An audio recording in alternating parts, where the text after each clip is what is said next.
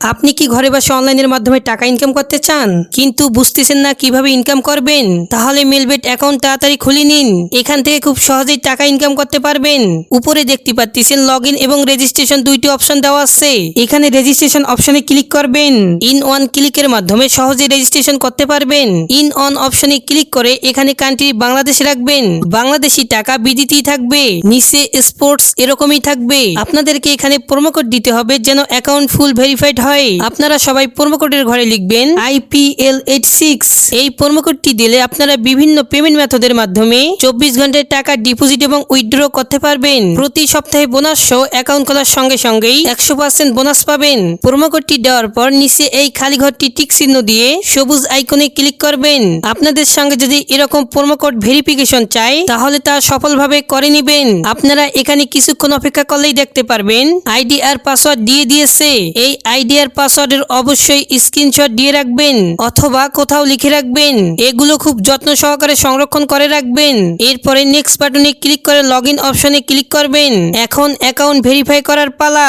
নিচে মেনু বারে ক্লিক করে উপরে প্রোফাইল আইকনে ক্লিক করবেন আর তখনই এরকম একটি ইন্টারফেস দেখতে পারবেন। এখান থেকে জাতীয় পরিচয়পত্র এবং মোবাইল নাম্বার ভেরিফিকেশন করতে হবে। এই যে দেখতে পাচ্ছেন মোবাইল নাম্বার লিংক, এই লিংকে ক্লিক করবেন। তারপর আপনাদের ফোন নাম্বারটি এখানে বসিয়ে দিবেন। অবশ্যই জিরো ছাড়া বসাবেন, কেননা এখানে জিরো দেওয়া আছে। এখন নেক্সট অপশনে ক্লিক করবেন আর একটু পরে আপনাদের মাঝে একটি ওটিপি যাবে। মেসেজ অপশন চেক করে সঠিকভাবে ওটিপিটি বসিয়ে দিবেন। কোডটি বসিয়ে নেক্সট অপশনে ক্লিক করবেন। আপনাদের ফোন নাম্বারটি অ্যাক্টিভ হয়ে গেছে। এখন ফিল ইন অপশনে ক্লিক করবেন।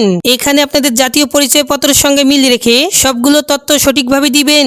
আপনাদের নামের প্রথমেই প্রথম অংশটুকু দিবেন এবং শেষ অংশটি নিচে লিখবেন। জন্ম তারিখ লিখবেন, প্রথমে সাল, পরে মাস, পরে ডেট দিবেন। প্লেস অফ বার্থ, আপনি কোথায় জন্মগ্রহণ করেছেন তা লিখবেন। এরপর রিজনে ক্লিক করে এখান থেকে বাংলাদেশ সিলেক্ট করে দিবেন। এরপর সিটি ঢাকা এবং ডিস্ট্রিক্ট অ্যাড্রেসে আপনাদের জেলা লিখিয়ে দিবেন আর জাতীয় পরিচয়পত্র সিলেক্ট করবেন। এখানে সিরিজের ঘরে 1 লিখে দিবেন। ডকুমেন্ট নাম্বারের জায়গায় আপনি আপনাদের জাতীয় পরিচয় আইডিটি লিখিয়ে দিবেন। আর আপনার যদি জাতীয় পরিচয়পত্র না থাকে তাহলে আপনি আপনাদের ফোন নাম্বারটি বসিয়ে দিবেন।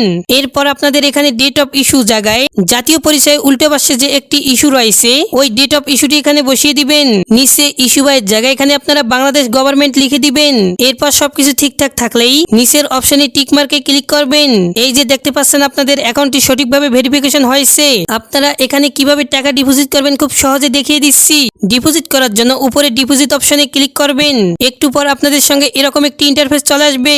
এখানে বিভিন্ন মেথডের মাধ্যমে আপনারা ডিপোজিট করতে পারবেন। আমি এখন দেখিয়ে দিচ্ছি আপনারা কিভাবে এই পেমেন্ট বক্সের মাধ্যমে ডিপোজিট করবেন।